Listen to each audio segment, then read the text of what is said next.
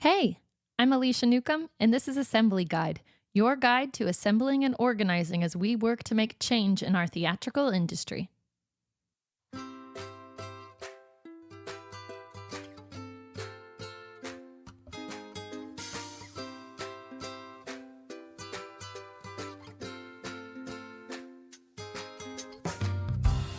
Welcome back, everyone. Thanks for coming back to Assembly Guide. I'm really excited you're here for more conversations of ways we can affect change in our industry to make it better, more humane, more inclusive, safe, all of these things for everyone. I'm happy you're here. I think the topic we're talking about today is really good. There's a lot to dig into, so I'm going to jump right in. Today, we're talking about the show must go on. Or rather, I'd like to propose that we reframe that to be the show must go on safely. Because the show doesn't actually have to, nor should it, go on if it's going on in an unsafe manner. Whether you are involved in the theater industry or you're an audience member or someone who enjoys the theater, I think that it's fair to say that most of us have heard the saying, the show must go on. And I think it's this romanticized, idealized version of the idea that we can have something happen on stage that's a mishap, or someone forgets a line, or someone drops a prop, or someone forgets a costume piece, and the actors and stage managers and crew and everyone who's a part of the backstage are all able to work together to make it so that the audience has no idea that anything went wrong. Or maybe you've even seen a show where you saw it with someone who said, "Did you notice that this happened over here?" And you're like, "Whoa, I had no idea. I was looking all the way over there at this person and I didn't even realize that something went wrong." And that's really cool and impressive that we're able to do that with live theater because, again, it's live. Things happen. Accidents happen. And there's this idealized version that is what makes theater magical, that is theater magic, and that it's super important that the audience never knows that anything went wrong. And today I want to talk about why that's also dangerous and why that's a mindset that really has affected our theater spaces in ways that we need to actively fight against and push back on, because it is most important that everyone is safe. Safety is a number one priority. We have to be safe in the spaces that we're in. That's the bare minimum requirement. We can't be expected to do our jobs well when we are not actually physically, literally safe. And the idea of the show must go on creates kind of a toxic practice of the show continuing when it actually needs to stop or has become unsafe for people, either on stage or backstage or in the audience. And that can have really damaging effects on people. In this episode, I'm going to talk about some experiences that I have had as a performer where the show did not stop when I believe the show should have stopped.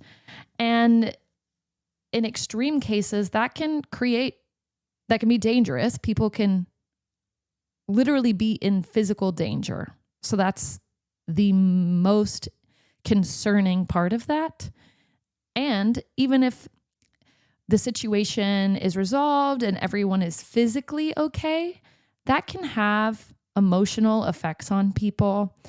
That can cause trauma, which stays with people and affects them in their everyday life moving forward and in their ability to continue to be able to do their job.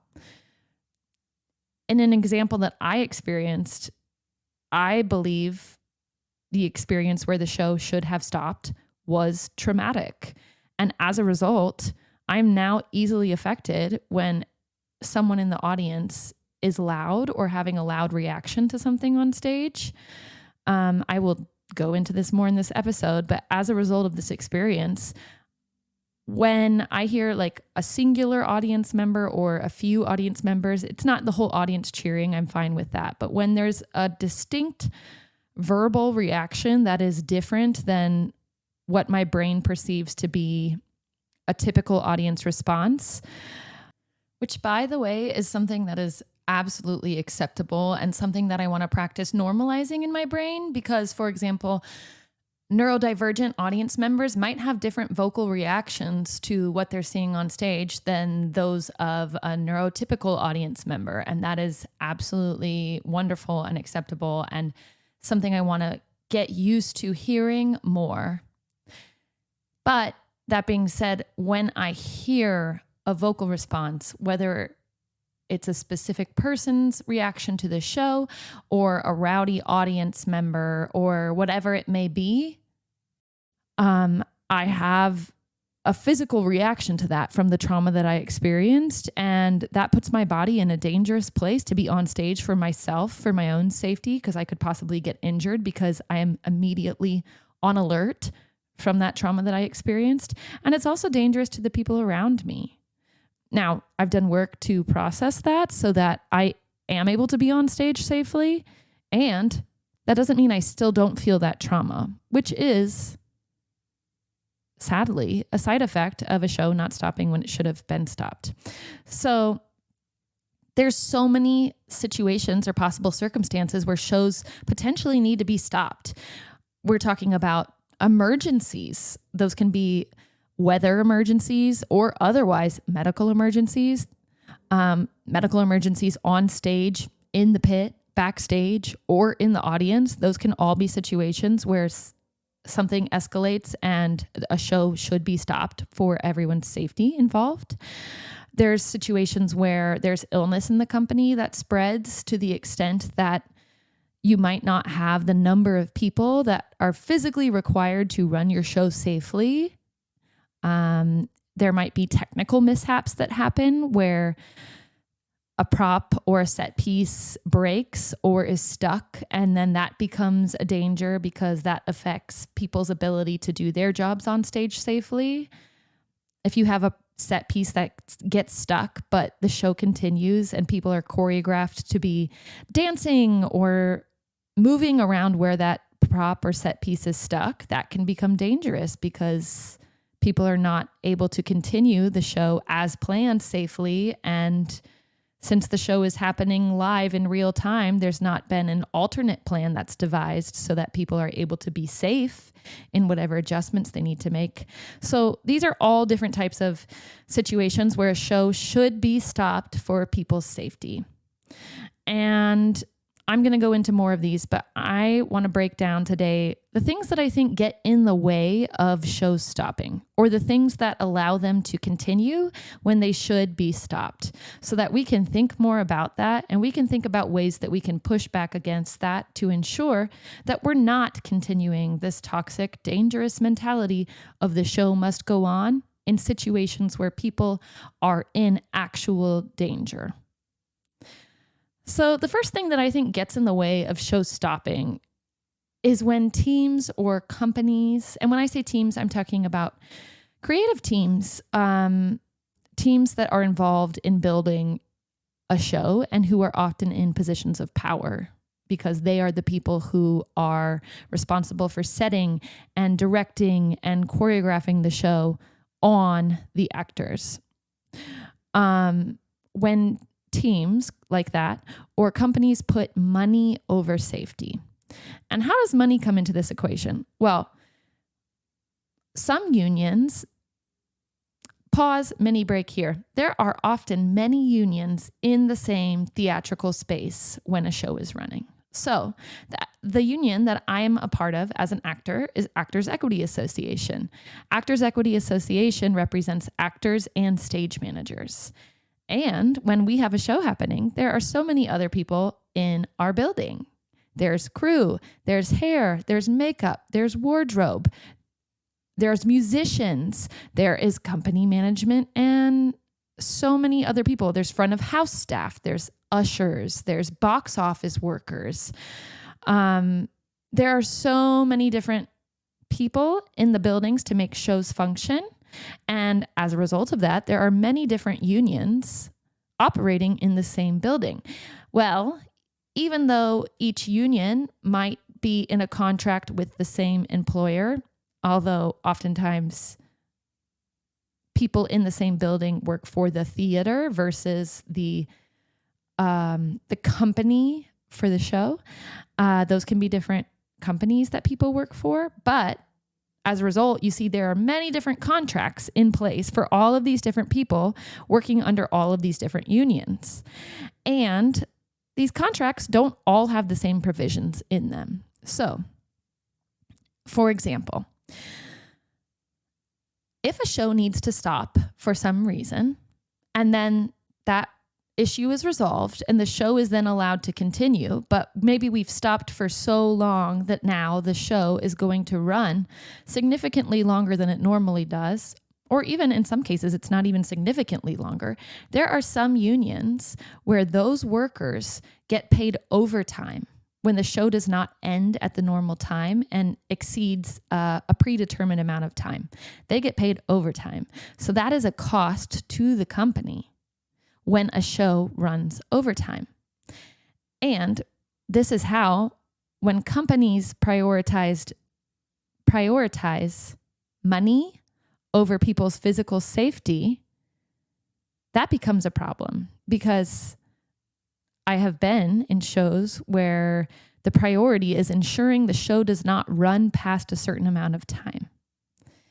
So there might be mishaps that maybe aren't large enough where someone might think the show needs to stop for safety, because that's going to cost the company a large amount of money because they have to pay everyone working under this specific union contract overtime.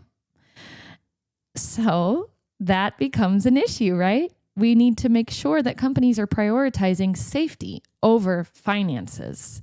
And yes, I understand it is an extremely high cost to run a show. I still believe people's literal physical safety is of the utmost importance and needs to be prioritized. There's also circumstances where if a show needs to cancel because maybe there's not enough people to run the show safely, they have to then refund everyone's tickets. I don't know all of the policies for this, but that might be a deterring factor for shows to make the call to stop a show or cancel a show or cancel a performance because they don't want to have to pay that cost of refunding everyone. So I believe that's why we need clearer provisions in contract language for all unions to ensure that we have clear language around what it means to be able to safely run a show. Do we have enough people to do the show safely? If not, we don't do the show. Period, in my opinion.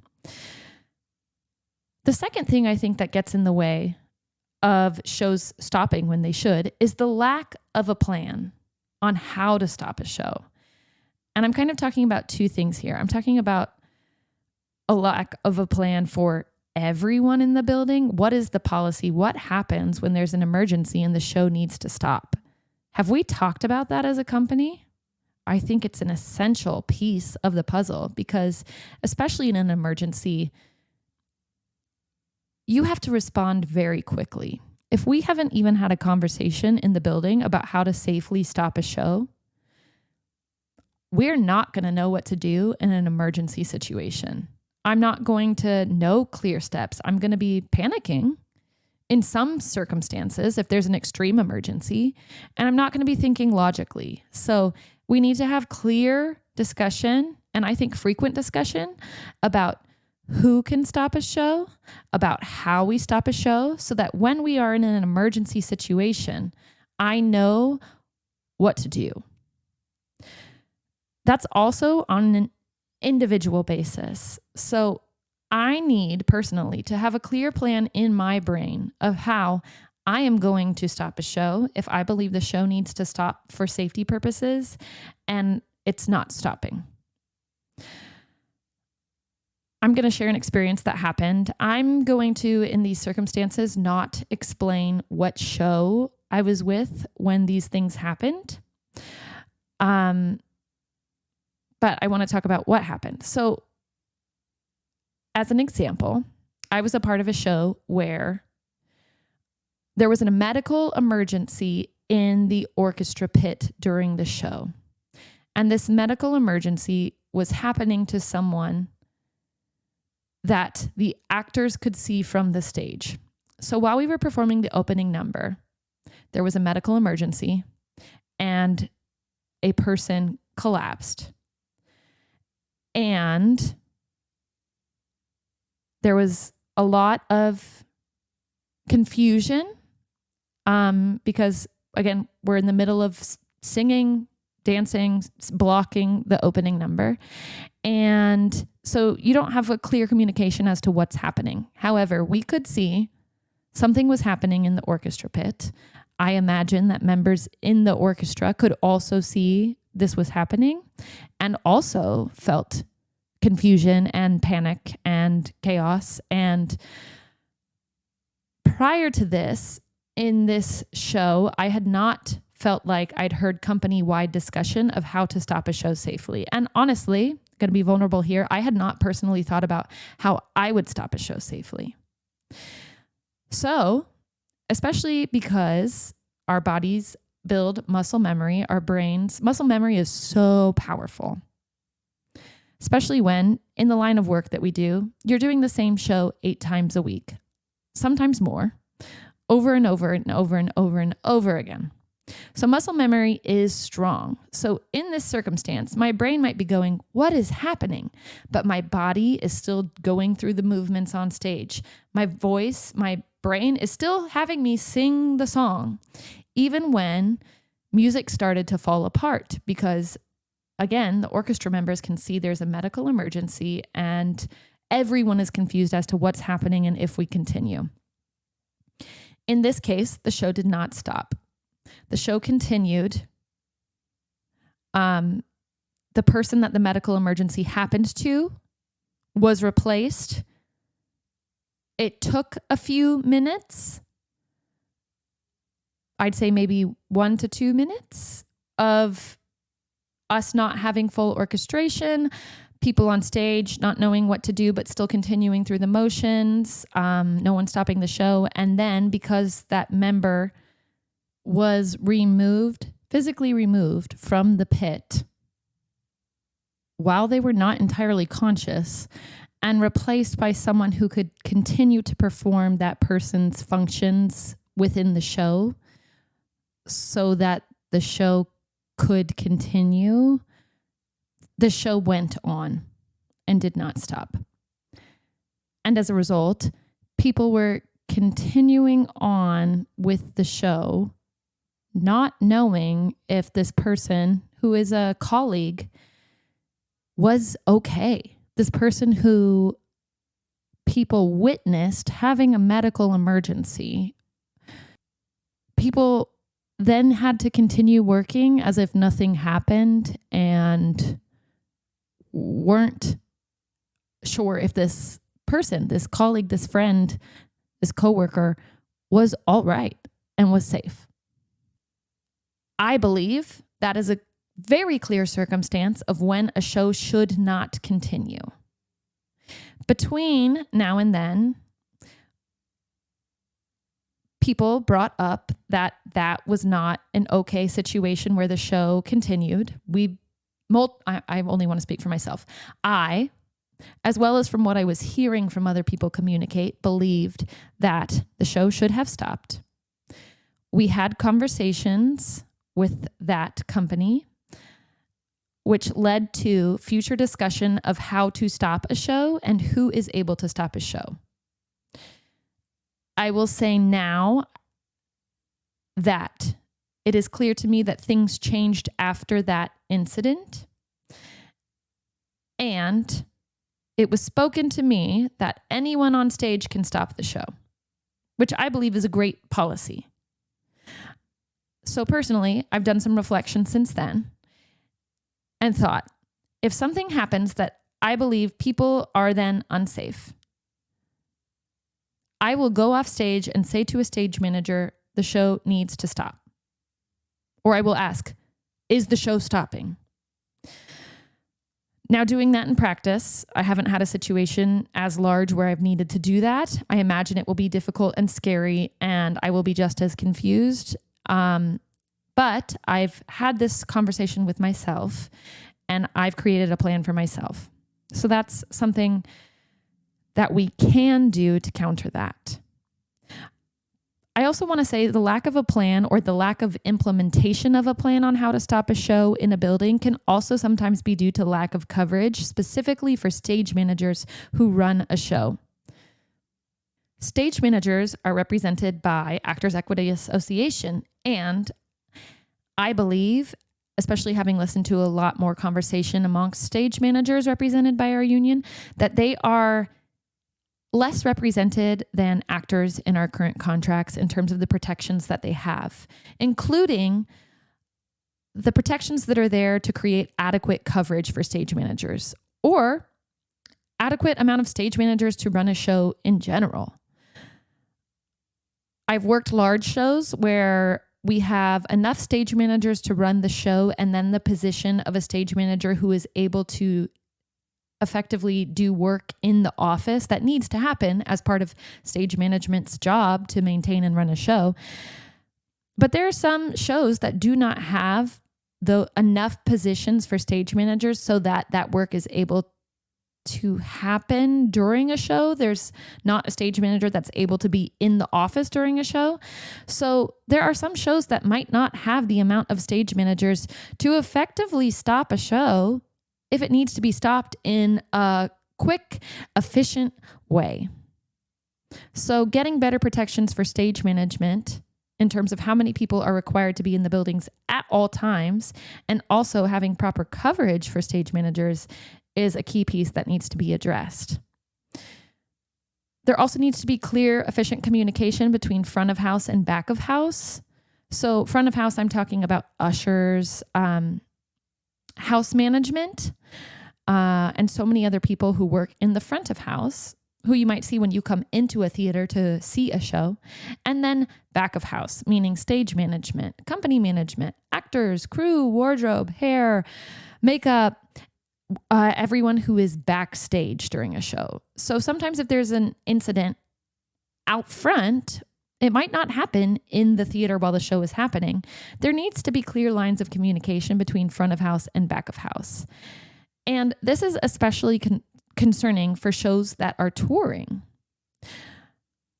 I also experienced, I'm not going to say again what show this was with. I experienced an emergency. This was a medical emergency in the audience while I was on tour. And this is the incident that I was referring in the opening where I experienced trauma as a result of this experience. I was not on stage at the time, but there were actors who were on stage while this happened.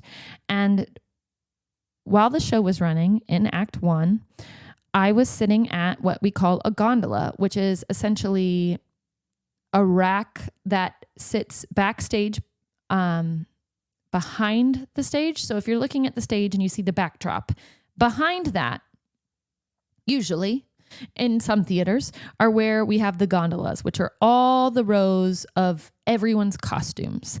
And that's where you might go to sit between numbers if you're not on stage, so that you can change there and then you can get back on stage for your next number. So I was sitting in the gondola while people were performing on stage, which you can hear over the sound system in the theater. And again, we do the same thing. We do the same show 8 times a week, for week after week after week. So you become very aware of what you hear every day over and over again, which makes it very clear and distinctive when something sounds different, because your brain notices that something is different than usual.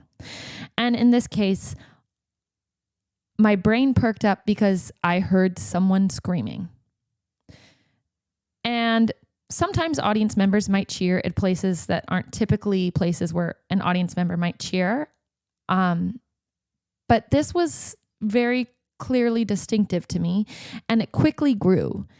It quickly became multiple people screaming, and then it was so loud that it felt like something is clearly wrong. And I heard the actors on stage stop and say, "What's happening?" And at that point, wow. Oh my God. I am currently having full body chills as I'm recalling this.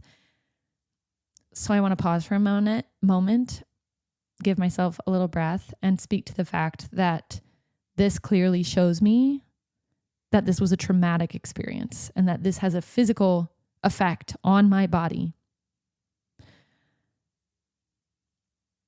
Okay, I'm going to continue.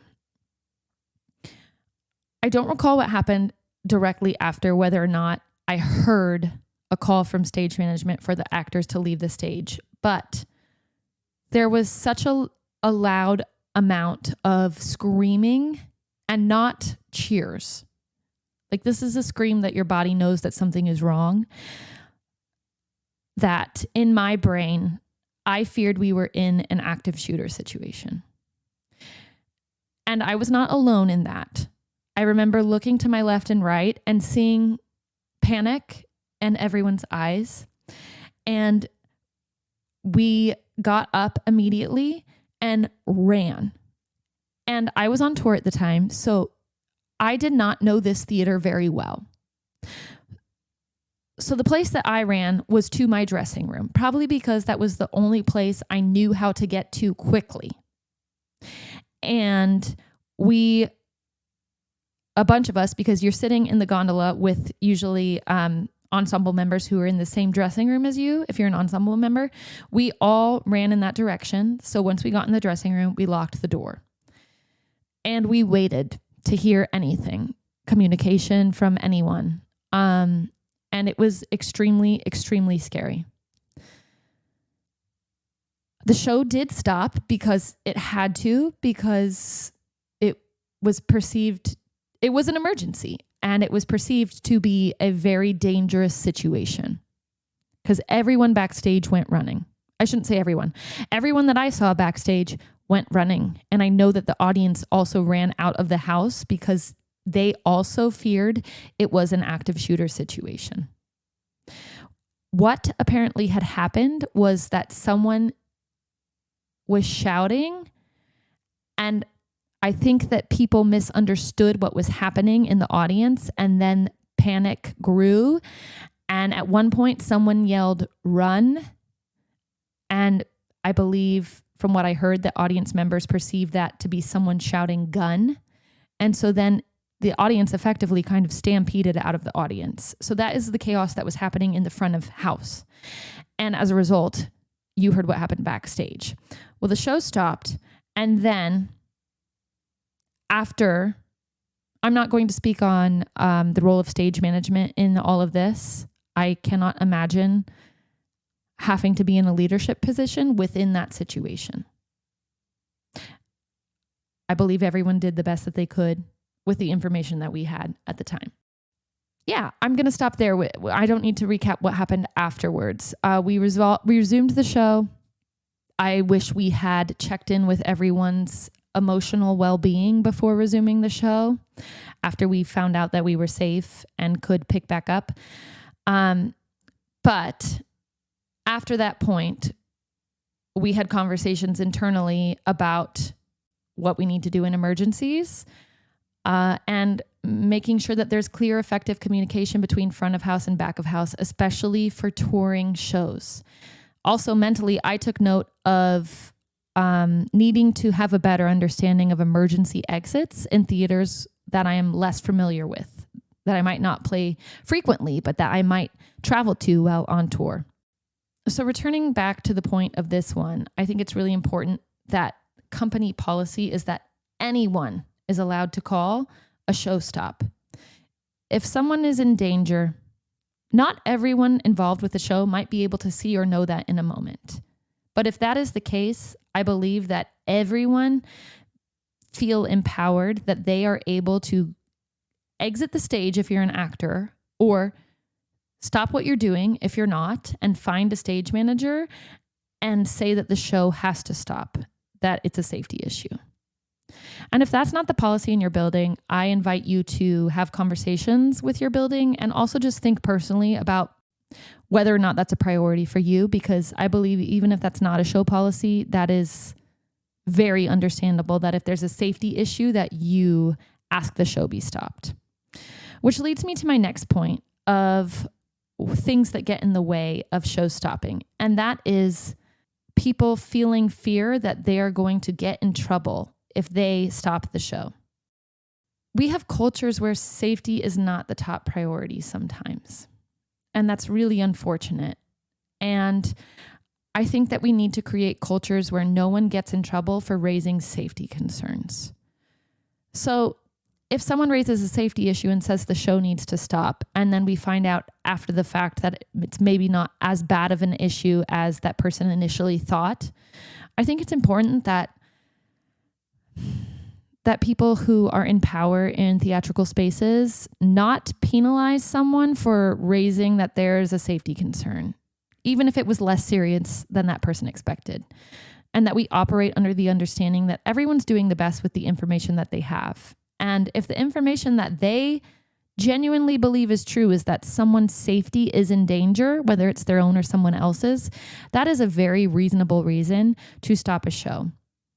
And I think that companies should not make people feel like they are an inconvenience or in trouble for doing that. Because again, safety needs to be the number one priority.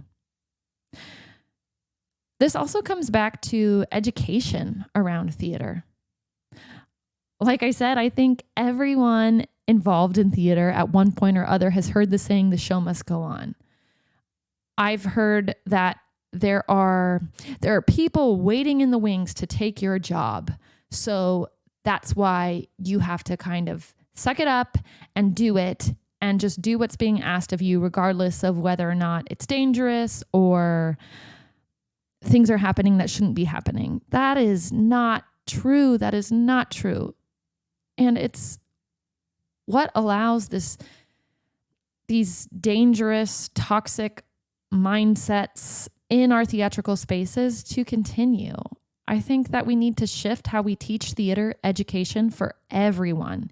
We need to teach that supporting everyone's safety is number one and is a valuable asset and quality in the workspace. I want to work with people who prioritize my safety. So I want to prioritize other people's safety. I don't want to work with people who feel like there's someone coming after their job if they don't raise their voice, if there's a safety concern, because then I'm not safe working with this person. So I think that theatrical education programs really need to prioritize teaching that safety is number one. And that actually, believing that and practicing that makes you an asset in the workspace and someone who is wonderful to work with and someone that people can trust. And trust is such an essential piece of what we do as theatrical artists. So that's kind of the hard part of discussing things that get in the way of shows stopping or things that allow this mindset of the idea that the show must go on to just continue. And now I want to talk about ways we can fix it, because what do we do? So that's an issue, but I believe that talking about issues without brainstorming ways to resolve them is also part of the problem. We got to think about what we can do to fix these things in our theatrical spaces. Let's take action. Let's organize. Let's assemble and create movement forward towards better, safer spaces. So what can we do? What you can do is that you can make a plan for yourself. As I said earlier, I had to really pause and reflect on the fact that I had not thought about this prior to having, that wasn't even my first medical emergency at the time. Like I told you, 2 stories of 2 different medical emergencies. This was the second situation, and I told them backwards in my experience. So the second time I experienced this, I had to go, wow, I still have not thought about the way that I personally am going to help stop the show if it needs to stop for safety and is not stopping. So since then, I've thought, if something happens on stage and I'm unsafe, I'm going to exit stage left and I'm going to tell the stage manager that the show needs to be stopped, or ask the stage manager if the show is going to stop. That's my personal plan. What is your plan for yourself? I ask you to pause, think about it. The second thing is ask your stage manager or your company manager what the company policies are on how to stop a show if something is unsafe or someone's in danger. What lines of communication exist to keep everyone posted? Does your theater, if you're working in a theater, have a system where if something's going on there's a clear way that is being communicated with people on and off stage. I also want to celebrate things that shows are doing that are great. So right now, I am a company member at Wicked Broadway, and Wicked has a cue light system where if there is an emergency, we know that the lights are going to turn red. There's a cue light that turns red, and there are cue lights in front of us and also on both sides of the stage and backstage. So if it is red, I know that there's an issue and that I need to get off the stage. And the cue lights on the side of the stage flash in that case, I believe. Well, a clear note to self, I need to review the emergency cue light system because I wasn't positive on that. And if it's yellow, that means there's an issue that stage management is aware of and they're addressing it. When the light then turns green, I know that everything is good. So if the light is yellow, we continue, but we have knowledge that stage management is aware that there's an issue happening. And when the light's green, everything's good. We're good to continue. So that's a great system that is in place where people on stage have the knowledge that the team that is running the show is aware that there is an issue going on or that needs to be addressed, and a way for them to let us know that they've got our backs. Another thing that we can do is to know the emergency line for our union. So if you're working a union job, what is the emergency line for your union? Save that in your phone. Who is the deputy or your union representative who you can go to if you don't feel comfortable going to company management or stage management? Know who those people are in your building. Also, aside from those resources, if you're a member of Actors Equity Association, it's super important that you report issues to your business rep if you're working a contract. I know it can feel sometimes like it's an ineffective system if you don't necessarily get a response immediately or things don't change as a result. But things that we report to our business reps as working actors or stage managers on union contracts, those are all kept track of. And even if things don't change in the moment because maybe it's not something that goes against the contract, business reps are logging that information, and that is funneled to the proper committees when these contracts are up for renegotiation.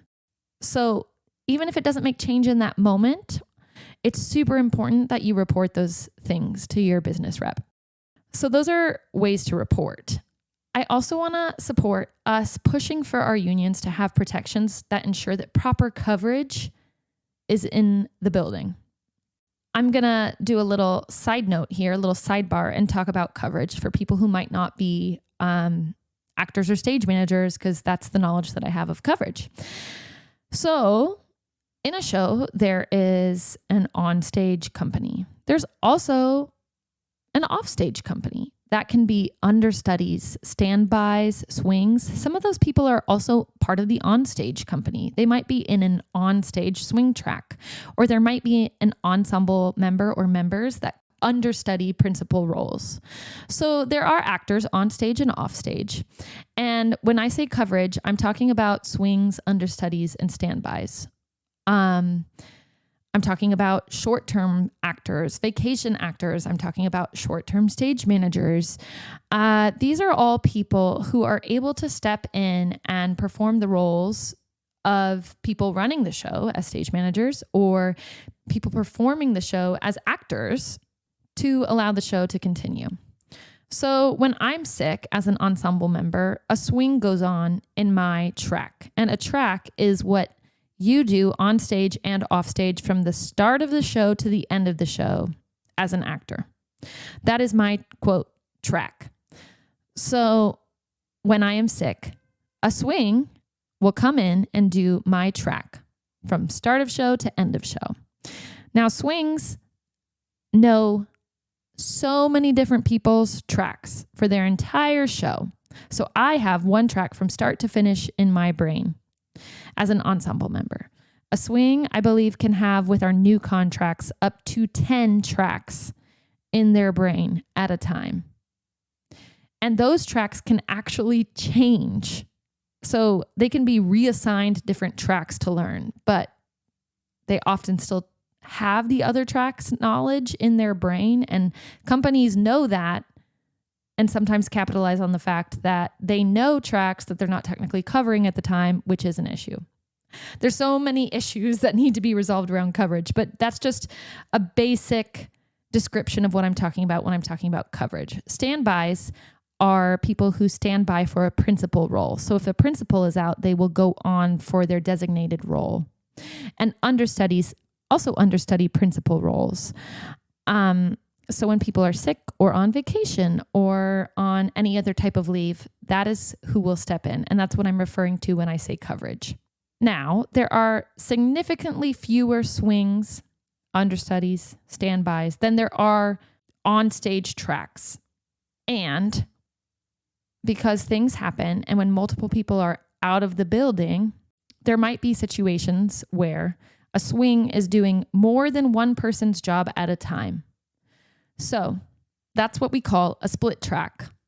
When a swing is performing more than one person's duties or responsibilities in a show from start to finish, that is what is called a split track. And it can be more than even two people's jobs at the same time. It can be, note to self, don't know if there's a cap on this at the time, but on a production contract, swings don't even get a pay bump right now until they do 5 people's jobs at the same time. That is allowed under our contract. And there are even exceptions to that rule. So if they're moving a set piece, that does not count as another track. So that is kind of a way that they could even be doing more than 5 or more people's jobs at the same time, but maybe not even getting that pay bump because they're utilizing the loopholes of, oh, this person is just moving a set piece, so that doesn't count as a different track. Or someone is just making an entrance or an exit that's different, that doesn't count as a different track. And to that, I want to say, when someone is doing different versions of multiple people's shows on stage at the same time, that creates traffic on stage that did not previously exist. So while that swing does have the knowledge of all the pictures in the show to do that safely for themselves, the ensemble is only responsible for knowing their individual track on stage. So when new traffic is being created on stage that did not previously exist, that creates traffic that ensemble members do not know about and is then effectively putting people in physical danger on stage. And so this provision in our contract that allows swings to do more than one person's job at the same time is effectively creating dangerous situations where shows are running, but they are running unsafely. And that to me is the quote, the show must go on, when it really should not be going on. All this to say, advocating to our union for the need for protections that guarantee proper and safe coverage, including swings, understudies, and standbys, based on the amount of people that are typically required to perform the show, I believe is an essential piece of the puzzle in creating protections for members and for everyone involved in running a show, that shows run safely, and that when a show cannot be run safely, the show does not run. The show doesn't have to go on. It has to go on safely. So that is the key word here, safely. The show must go on safely. If the show isn't happening safely, it shouldn't happen at all, period. So what are the ways that you think we can better advocate for shows to run safely? Are there ways to do that I haven't discussed here? Please let me know. I love talking about this, and I think it's an important part of making sure that we don't allow shows to continue to run unsafely when they should stop. I'd love to hear from you. I really would. I don't just say that at the end of the podcast for fun. I think that these conversations are an important part of making change in our industry. And I want to continue to amplify the need for change and the brilliant ideas that people in our community have for doing that effectively. So, the next time that you're a part of a show or a theatrical experience where it is clear to you that someone is unsafe, whether that's yourself, whether that's people around you, whether that's people in the audience, people backstage, people in the pit, anyone, I hope that maybe you'll just think of this and remember that it is essential that you speak up and that it is valuable and it is respecting and caring for and protecting the people around you in that moment. When you say, we have to stop the show. And I hope that even if you receive blowback for doing that, that you can just hear my voice in your head and hear that you are protecting everyone around you by guaranteeing their safety. And then that is never bad. That is actually crucial. That is essential for safe, humane theatrical spaces. So keep doing what you're doing. Keep advocating for people's safety. And let's make better, more humane, safe theatrical spaces where the show only happens if it happens safely. Thanks for your care. Thanks for protecting the people around you. And thanks for coming back to Assembly Guide. I can't wait to talk more next time. I'll see you later.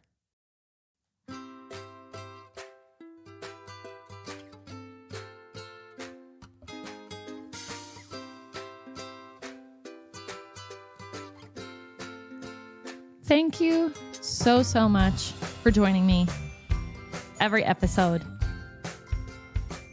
I am honored that you are choosing to spend your time with me to hear conversations about how we can make our theatrical industry better and more humane for everyone involved. I think it's super important. If you are enjoying this podcast, it would really mean a lot to me if you can think of a friend who would enjoy this too. Who in your life do you talk about this with in our industry, or a fellow theater lover friend of yours? If you want to share this with them, that would mean a lot to me. And I think it would also help create community around creating better, more humane theatrical spaces. Please reach out to me. Let me know your thoughts, people you want me to interview, things that you're really passionate about, or people around you are passionate about in advocating for better, more humane theatrical spaces. You can reach out to me on Instagram at Assembly Guide, or you can email me directly at assemblyguidepodcast@gmail.com. And if you could take 2 seconds and give this podcast a quick follow, a rating, and maybe leave a comment or review, that would mean the world to me and help me continue to get the word out there about creating better theatrical spaces. Thanks for being here. Thanks for your voice and your passion and your care. And I hope you join again next time. Bye.